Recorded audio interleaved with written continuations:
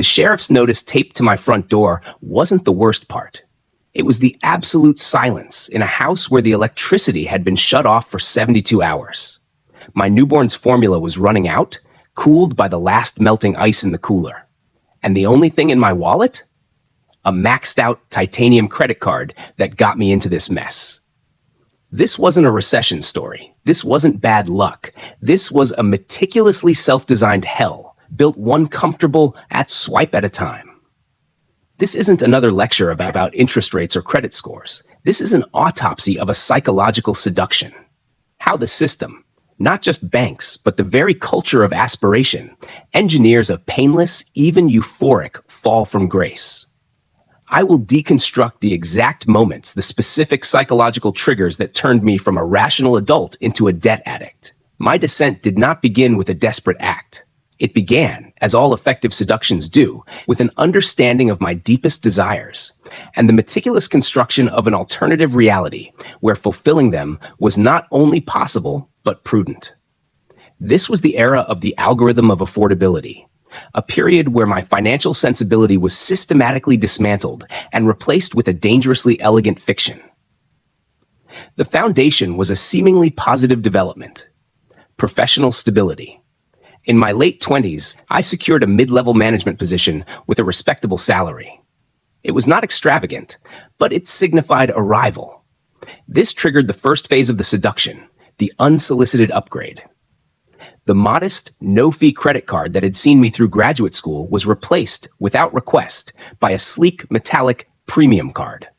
The letter congratulated me on my excellent financial management, a phrase that, in hindsight, was profoundly ironic.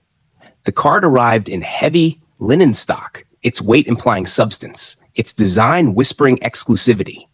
It carried a limit 5 times that of my old card. I misinterpreted this not as risk exposure, but as a vote of confidence from the financial institutions. They believed in my future earning potential. I was not being given a line of credit. I was being granted a key to a new tier of adulthood. This new key unlocked a world of curated aspiration. The digital ecosystem I inhabited, social media, search engines, retail platforms, had long been cataloging my interests.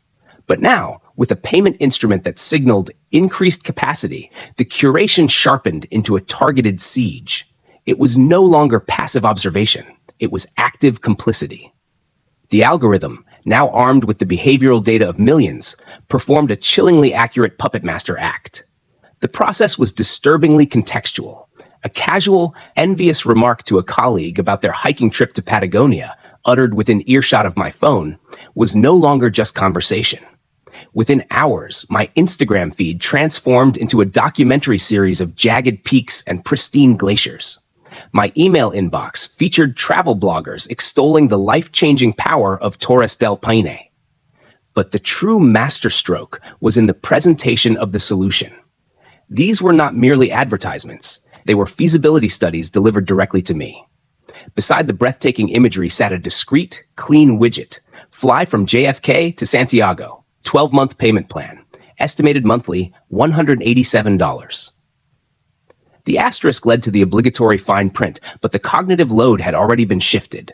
My brain was no longer calculating a total cost of $2,244 plus interest. It was performing a simpler, more seductive calculation. Can I afford $187 this month? Yes, I can. This was the core mechanism of the seduction, the fragmentation of cost into psychologically manageable debris. The term debt was scrubbed from the lexicon of the experience. In its place was a suite of frictionless euphemisms: flex pay, easy monthly, buy now, pay later. The language was engineered to induce a specific cognitive bias, the compartmentalization of each transaction, isolating it from the accumulating whole. Swiping the card for a $2,000 designer couch purchased during a 72-hour sale felt like a single, smart decision, especially when the payment was $83.33 for the next 2 years. The total financial burden was abstract, a problem for a future self. The immediate reward, the admiration of guests, the tactile pleasure of Italian leather, was profoundly concrete. This system expertly leveraged the neuroscience of reward. The credit card's points and miles programs were not loyalty schemes. They were operant conditioning chambers. Every transaction generated a small win. Points accrued, a progress bar filled, a congratulatory email on achieving silver status. These micro-dopamine hits reinforced the spending behavior, creating a subconscious association between consumption and achievement. I began to rationalize discretionary purchases as strategic plays to earn a free flight. I was not spending, I was gaming the system, accumulating virtual currency that promised future luxury. The fact that I was paying a 22% annual percentage rate to fund this virtual currency harvest was a detail my reward-saturated brain conveniently minimized. The seduction reached its zenith when it co-opted the language of investment and self-care. A $4,000 fitness mirror was not an extravagance, it was an investment in my long-term health, far more justifiable than a mere gym membership. An exorbitant weekend wellness retreat was essential burnout prevention, a necessary cost of doing business in a high-stress world. The marketing narratives seamlessly merged with my own internal justifications. Consumerism was rebranded as proactive life management. My credit limit became a reservoir for funding the optimal version of myself, a version that dressed impeccably, traveled expansively, and lived in a curated, aesthetically perfect home. This version was always just a few swipes away from realization. The illusion was perfected by a societal echo chamber. My social circle, often in similar stages of life and subject to the same algorithmic forces, engaged in a subtle theater of aspirational living. Conversations subtly revolved around recent acquisitions, restaurant discoveries, and travel plans. The unspoken pressure was not to keep up with the Joneses in the old, suburban sense, but to perform a successful, experiential identity. To opt out was to risk social irrelevance. The credit card was my backstage pass, allowing me to perform my part convincingly, without the immediate need for the financial wherewithal to underwrite the production. Thus, I was seduced not by a villain, but by a perfectly architected environment that blurred every line. It blurred the line between want and need, between cost and payment, between liability and asset, between reckless spending and savvy personal optimization. I drifted from financial comfort into a state of engineered euphoria, utterly convinced of my own acumen. I was the protagonist of my own success story, authored by algorithms and financed by a shimmering piece of metal. The cliff's edge was invisible, paved with the smooth, reassuring logic of monthly payments. The fall, when it began, would feel not like a collapse, but like a gradual, bewildering disillusionment with a world that had so convincingly promised the opposite. The architecture of my financial illusion was robust, but its critical flaw was its inability to accommodate variables beyond consumer desire. It was a system built for a predictable, upward trajectory, entirely unprepared for the ordinary, unglamorous complexities of human life. The turning point arrived not with a cinematic crash, but with a quiet, persistent knocking of reality that my curated world could not silence. The catalyst was a family obligation, a responsibility that carried emotional weight, but offered no social currency. My father, a proud and perpetually self-reliant man, developed a degenerative condition requiring a series of outpatient procedures. His Medicare coverage was a labyrinth of copays and denied claims for non-essential therapies that were, in fact, essential to his mobility. The financial gap was not astronomical, perhaps $8,000 over the course of a year, but it was absolute. In the moral calculus of our family, there was no question. I would help. This decision collided with my financial reality like a physics experiment. My liquidity was a mirage. My checking account was a way station for debt payments and monthly performative living expenses. The true reservoir of available funds existed only as remaining credit on my cards. So, I did what the system had trained me to do. I financed the emergency. A medical credit card offered at the clinic's front desk, with a deceptively low promotional period interest rate, absorbed the first charges. When that limit was reached, I performed what I believed was an act of financial sophistication, a balance transfer. I moved $5,000 of existing high-interest debt to a new card offering 0% APR for 18 months, freeing up the old card's limit to pay for more treatments. I felt a surge of grim competence. I was juggling, yes, but I was keeping the balls in the air. I had solved for X. This was the arithmetic of denial. I was not reducing my liabilities. I was performing a shell game with them, and each transfer carried a 3% fee, a parasitic cost I accepted as the price of maneuvering room. My minimum payments metastasized, slowly but surely, as each new obligation was layered onto the existing structure. The psychological load, however, increased exponentially. The nature of my spending had fundamentally changed. There were no points-earning categories for pharmaceutical copays. No aspirational branding on a hospital parking fee receipt. This was consumption with zero psychic reward, only the cold, metallic taste of necessity. Concurrently, the algorithmic seduction, now blind to my changed circumstances, became a source of profound dissonance. My digital world, still convinced I was a premium aspirant, continued its cheerful assault. As I searched for low-impact mobility aids, my browser would later showcase advertisements for luxury ski resorts. Emails celebrating my travel milestone of accrued points felt like a cruel joke. The disconnect between the curated identity and my actual life, spent reviewing medical bills and fielding calls from insurance adjusters, created a low-grade psychic fracture. The performance of success was becoming exhausting to maintain. The first tangible symptom of the coming collapse was the erosion of my safety margin. I had always maintained a ritualistic, if superficial, financial review. Now the act of logging into my various accounts shifted from a routine to a tense, reluctant chore. I began to employ what behavioral economists call willful avoidance. I would pay the minimums from my checking account without fully scrutinizing the statements, a practice akin to treating a festering wound with Band-Aids while refusing to look at it. I developed a nervous habit of mentally tallying my upcoming automatic payments against my next direct deposit, a constant, low-frequency calculation running in the background of my mind, disrupting focus at work and sleep at night. Then came the first domino. It was a mundane, predictable expense I had simply crowded out of the equation, the biannual premium for my automobile insurance. The payment, a lump sum of nearly $900, was automatically drafted from my checking account. It triggered a cascade of insufficient funds fees for two smaller subsequent charges, a streaming subscription and a utility bill. The bank's alert texts, arriving in quick succession, produced a physical jolt, a rush of adrenaline and shame usually reserved for moments of physical danger. This was not an external catastrophe. It was my own system rebelling, a clear signal that the arithmetic no longer balanced.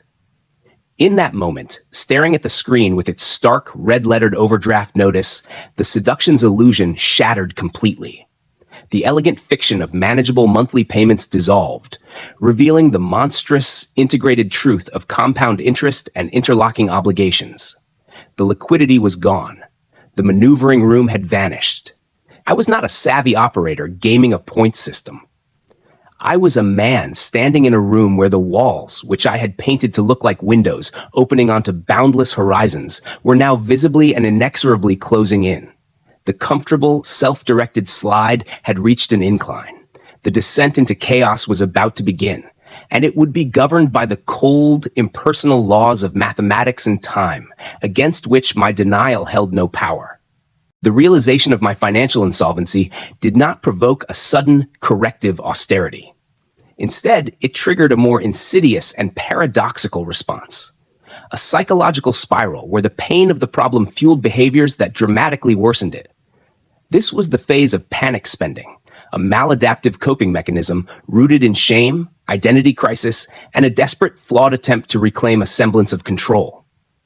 The initial overdraft incident created a pervasive sense of personal failure that contaminated every aspect of my self-concept. I was not merely someone with debt. I was, in my own mind, a fraud. The carefully constructed identity of the competent professional, the savvy individual, evaporated. This cognitive dissonance, the gap between who I believed I was and the financial evidence to the contrary, was psychologically intolerable. The brain, seeking to resolve such dissonance, often chooses the path of least resistance. It seeks evidence, however illusory, to restore the preferred self-image. Thus, spending morphed from a tool of aspiration into a form of emotional anesthesia and identity repair.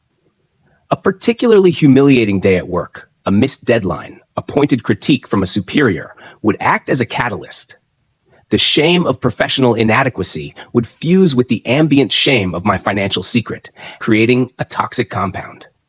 My logical mind knew that spending money was the root of the crisis, but my wounded psyche reasoned differently. It whispered that the core issue was not fiscal mismanagement, but a lack of worth. To feel competent again, I needed to feel successful. And in the language I had been taught, success had a price tag. I recall with chilling clarity the mechanics of one such episode. After a meeting where my contributions were dismissed, I walked to a high-end boutique during my lunch hour, a place I had frequented during the seduction phase. The environment was designed for cognitive disassociation, the hushed atmosphere, the attentive but non-judgmental sales associate, the tactile perfection of the merchandise. I was not a drowning man. I was a connoisseur. I tried on a meticulously engineered watch, its weight solid and authoritative on my wrist. As the salesperson discussed its heritage and craftsmanship, I was not buying a timepiece. I was purchasing a totem of stability, of mastered complexity, of a man who had his life in order. The price, several $1,000s, was abstracted into another manageable monthly plan. The act of approval, the crisp receipt placed in a heavy stock bag, delivered a potent, if fleeting, chemical reprieve from shame. For an hour, I was once again the protagonist of a different story. This was retail therapy in its most pathological form. It was not about the object, but about the temporary rewriting of a narrative. Each purchase was a defiant, if bankrupt, statement. I am still here. I still have agency. I can still command this kind of experience.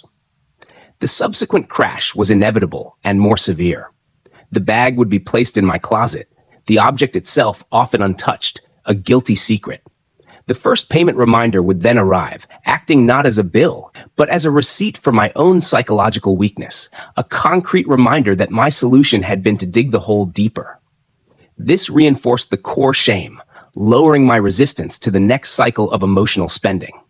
It was a classic addictive loop. Negative emotion triggers compulsive behavior, which provides temporary relief, followed by consequential negative consequences that intensify the original negative emotion. Concurrently, my social world began to constrict, a form of financial agoraphobia. Invitations to dinners, weekend trips, or even casual drinks became sources of acute anxiety. I developed a repertoire of elaborate, plausible excuses delivered with convincing regret. I'm on a brutal deadline, or I've committed to a family thing that weekend. The lie was necessary to mask the humiliating truth. I could not afford the share of a tasting menu, a tank of gas for a road trip, or a round of craft cocktails. This self-imposed isolation served a dual function. It conserved scarce funds and protected my fragile ego from exposure. However, it also removed me from the casual, reinforcing rhythms of normalcy and friendship, leaving me alone with my thoughts and the predatory silence of my apartment, which was now filled with the ghostly presence of unaffordable objects. The most corrosive effect was the normalization of financial fear. A ringing phone from an unknown number would trigger a spike in heart rate. The daily walk to the mailbox transformed from a mundane task into a moment of dread, each envelope potentially containing a notice of increased minimum payment, a late fee, or a credit limit reduction. My relationship with time itself became pathological. I existed in a short-term scramble, mentally pushing large problems into a vague future after I get the next bonus, or when the big project closes. The future was no longer a landscape of possibility. It was a threatening fog of compounding obligations. In this spiral, the original problem, the dollar amount of the debt, became almost secondary. The primary affliction was the psychological state it induced. A constant, low-grade panic, punctuated by episodes of self-destructive, compensatory splurging. I was no longer making financial decisions. I was administering emotional first aid with the very poison that was killing me. The comfortable prison of part one had become a torture chamber of my own design, where every attempt to break a bar only strengthened the lock. I was intellectually aware of the madness, yet felt utterly powerless to alter its trajectory. The bottom, when I finally struck it, would not be a single moment of disaster, but the exhausted cessation of this frantic, futile struggle against myself. The spiral does not conclude with a dramatic, singular bankruptcy filing. Instead, it culminates in a series of small, profound humiliations, a death by 1,000 financial cuts, where the final depletion is not of funds, but of dignity, options, and the capacity for self-delusion. This is the stage of absolute zero, where the abstract numbers on a statement manifest as tangible, crushing constraints on daily existence.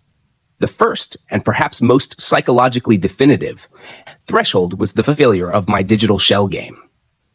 The system of balance transfers and minimum payments is a pyramid scheme with oneself at the apex, and it requires constant, expanding credit to sustain. My relentless utilization, hovering now above 95% across all cards, triggered automated risk algorithms. I received the emails in a single devastating afternoon, not from a human, but from the impersonal, automated correspondence department of 3 different institutions.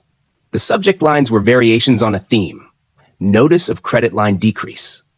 My available credit, the very oxygen of my precarious existence, was being systematically withdrawn. One card, my oldest, was reduced to a limit just $500 above its current balance, functionally turning it into a closed account. The message was clear. The financial institutions that had once courted me as a promising aspirant now classified me as a liability.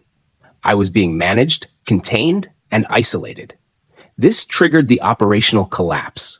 My meticulously scheduled automatic payments, which relied on a delicate dance of timing between direct deposit and due dates, began to fail like failing organs in a systemic shutdown.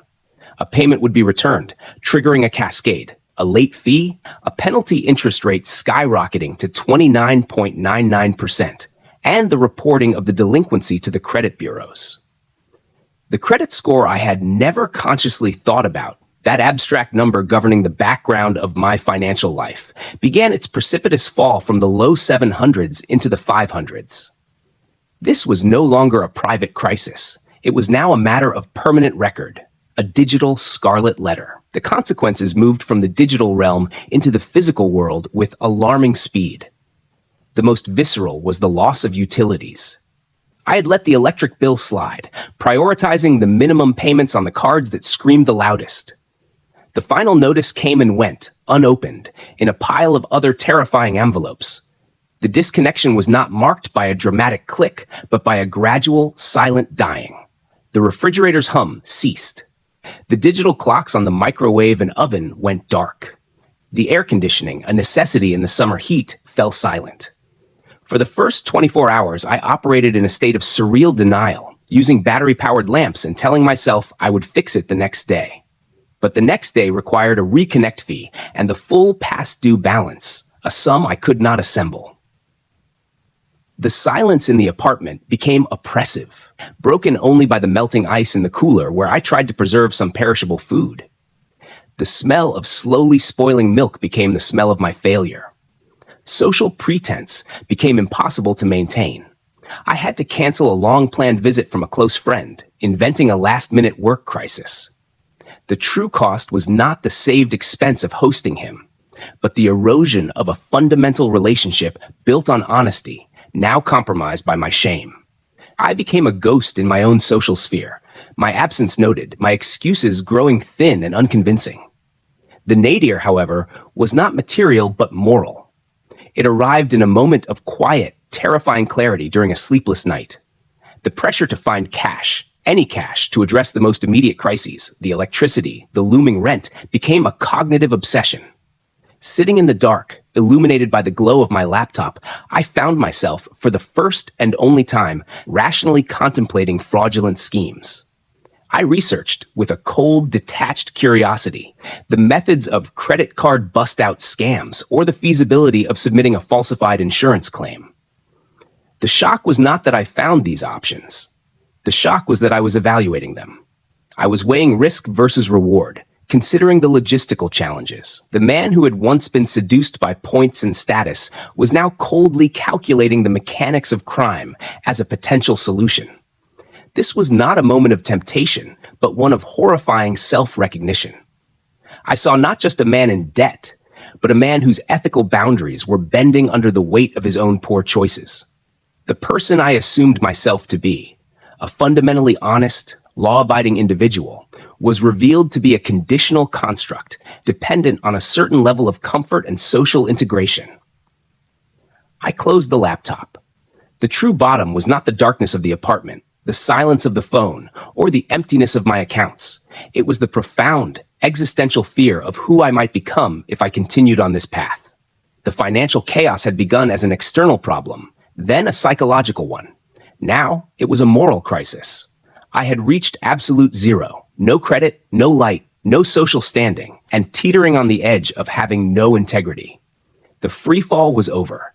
I had hit solid, unyielding ground. And in that impact, in that moment of moral horror, there was a perverse gift. The realization that the only way left to go was to begin, painstakingly, to rebuild from nothing. There were no more tricks to try, no more cards to shuffle, no more illusions to sustain. There was only the raw, undeniable truth of the wreckage and the unforgiving work of hauling it away, one piece at a time. The ascent from absolute zero is not inspirational. It lacks the narrative elegance of the fall. There is no montage of triumphant breakthroughs set to uplifting music. Instead, it is a grueling, granular, and deeply humbling process of manual labor, the psychological and fiscal equivalent of digging out of a collapsed mine with a teaspoon. This phase is defined not by clever strategies, but by the brutal, repetitive application of uncomfortable truths. The first and most critical step was the complete dismantling of the Seduction's architecture. This began with what I termed the purge and profit, the symbolic trophies of my former life, the watch, the premium audio equipment, the designer suits that hung like ghosts in my closet had to be liquidated. The process was an exercise in humiliation. Selling a luxury watch to a consignment boutique involves hearing a fraction of its original value, stated with clinical detachment. Posting a high-end leather jacket on a resale site meant fielding lowball offers and being reminded hourly of its depreciated worth. Each transaction felt like a public penance, a tangible surrender of the curated identity I could no longer afford to pretend to be. Yet with each sale, a paradoxical sensation emerged, a slight lightening. These objects were not assets. They were anchors of shame. Converting them into even a few $100s of cash created the only genuine liquidity I had known in years, money unencumbered by interest or future payments. It was raw, usable capital to prevent an immediate eviction or restore basic utilities. Concurrently, I initiated the conversation. This was the single most difficult phone call I have ever made. It was not to a friend or family member for a bailout, but to the first creditor on my list. My script was simple, devoid of the manipulative narratives I had once crafted. My name is name. My account number is number. I am experiencing severe financial hardship and cannot make the agreed payments. I am calling to discuss hardship options or a settlement. The voice on the other end was not a cartoonish villain, but a weary professional following a protocol. The options were grim. A closed account, a ruinous settlement noted on my credit report, or a temporary reduction in payments that would balloon the long-term cost. I accepted the least damaging path available. Each call ended with me feeling physically drained, my pride in tatters, but with one fewer adversary screaming in the dark. I was no longer fighting the system. I was surrendering to its reality and negotiating terms of engagement from a position of acknowledged defeat. To generate the cash for these settlements and for bare survival, I embraced the second job that broke my ego. I took a nighttime warehouse job loading shipping containers. The work was physically punishing, monotonous, and anonymous. There were no performance reviews to excel at, no status to gain. There was only the measurable, tangible output of pallets moved. In the stark fluorescent light of the warehouse, surrounded by others working out of necessity rather than career ambition, my former identity, the professional with the premium cards and curated tastes, dissolved entirely. The profound fatigue at the end of a shift became a purifying force. It left no mental energy for anxiety or shame, only a basic animal need for rest. The biweekly paycheck, though modest, was sacred. It was not a number in an app to be instantly allocated to debt. It was physical cash earned by tangible labor, and it carried a moral weight my previous direct deposits never had. This job did not rebuild my finances quickly, but it began to rebuild my relationship with money itself, as a direct representation of time and effort expended, not as an abstracted form of social permission. The central, unglamorous lesson crystallized through this grind, the fundamental difference between appearing affluent and building actual wealth. Affluence is a performance financed by leverage. It is outward-facing and consumptive. Wealth, I learned, is what remains in silence and in secret.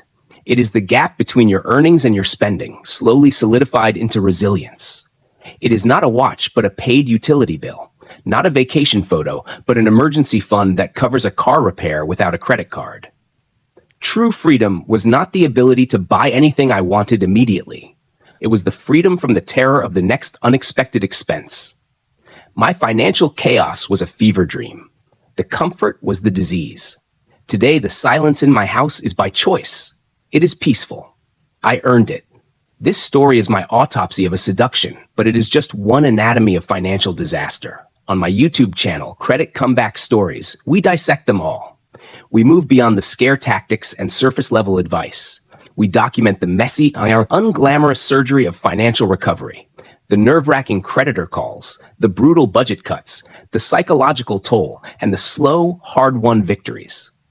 We feature individuals who have navigated medical debt, small business collapse, crypto catastrophes, and systemic injustices. Their journeys make my own look like a beginner's tutorial. If this narrative has resonated with you, if it has unsettled you or mirrored a hidden anxiety, that is by design. Subscribe to Credit Comeback Stories. Activate the notification bell. We are not a community of gurus promising shortcuts. We are a collective of individuals who have learned that the most profound comeback begins the moment the comfortable lie becomes more painful than the difficult truth. Your story does not begin when you are debt-free. It begins the moment you decide to turn and face the chaos you've been running from. Let's get uncomfortable together. In our next video, we deconstruct the one legal document that can serve as a lifeline before total ruin. And it is not bankruptcy. You will not find this nuanced, strategic discussion anywhere else. You do not want to miss it.